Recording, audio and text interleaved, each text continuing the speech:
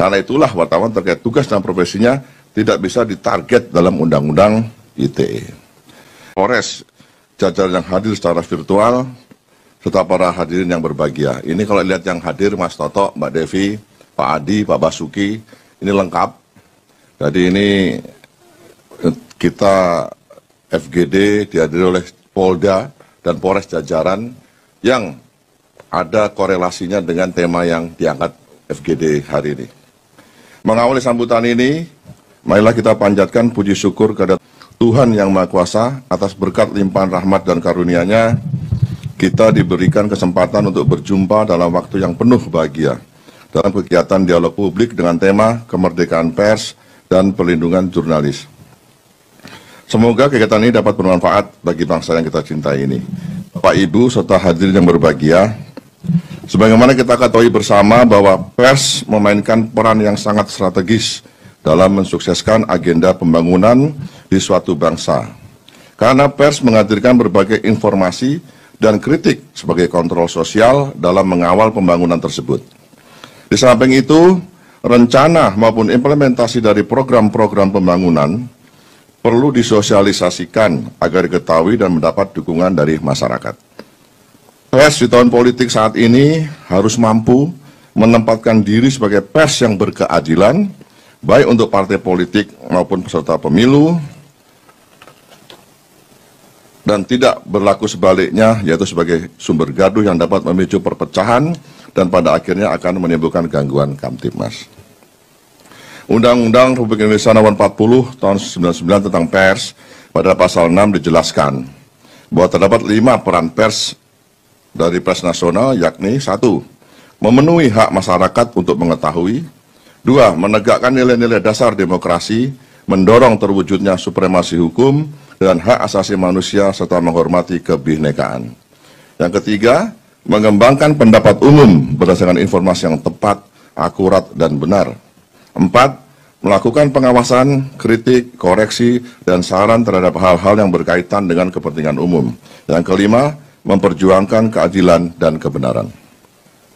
Sebagai pilar demokrasi, eksistensi pers dalam mengawal pembangunan bangsa tidak hanya berada pada jalan yang mudah, namun jalan yang berliku dan terjal tidak jarang dijumpai oleh insan pers itu sendiri sebagai konsekuensi dari pencarian berita yang tidak jarang berhadapan dengan kepentingan-kepentingan tertentu. Berkaitan dengan kondisi tersebut, maka dalam pasal 2 pada Undang-Undang Pers ditegaskan bahwa kemerdekaan pers adalah salah satu wujud kedaulatan rakyat yang berasaskan prinsip-prinsip demokrasi, keadilan, dan supremasi hukum. Untuk itu, kemerdekaan pers dijamin sebagai 1. Hak asasi warga negara. 2. Terhadap pers nasional tidak dikenakan penyensoran, pemberedelan atau pelarangan penyiaran. Yang ketiga, untuk menjamin kemerdekaan pers, pers nasional mempunyai hak mencari, memperoleh, serta menyebarluaskan gagasan dan informasi. Yang keempat, hak tolak sebagai bentuk pertanggungjawaban pemberitaan.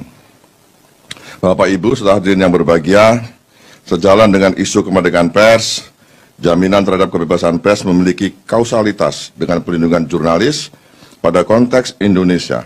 Hasil asesmen menyebutkan bahwa tingkat kekerasan terhadap jurnalis dapat dikategorikan merisaukan berdasarkan data yang dihimpun Aliansi Jurnalis Independen Indonesia.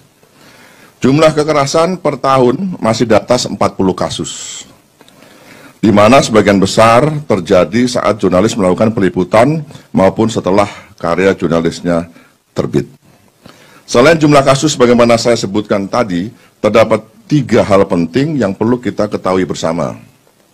Pertama, meningkatnya serangan digital terhadap jurnalis, mulai dari menyebarkan informasi pribadi jurnalis hingga serangan cyber yang terjadi akibat banjirnya jaringan internet oleh fake traffic kepada situs perusahaan media.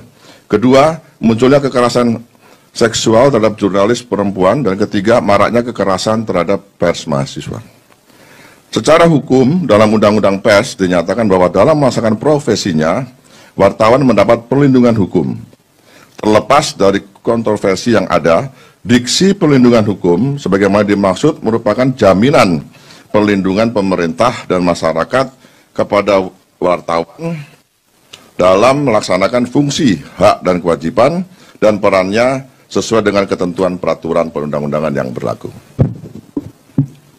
Selain mendapat perlindungan hukum, wartawan juga memiliki hak tolak dalam rangka untuk melindungi narasumber. Lebih dari itu, pasal 50 KUHP, wartawan dan media sebagai pelaksana Undang-Undang Nomor 40 Tahun 99 tidak boleh dipidana.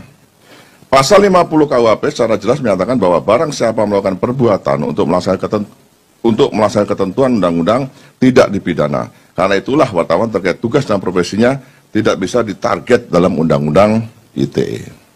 Ini perlu dipahami nanti Pak Mas Toto, Mbak Devi, silakan nanti didiskusikan karena yang pesertanya ini ada dari Bareskrim juga, dari Divkum sebagai pembina fungsi utama di jajaran. Mudah-mudahan acara ini dapat berlangsung dengan lancar.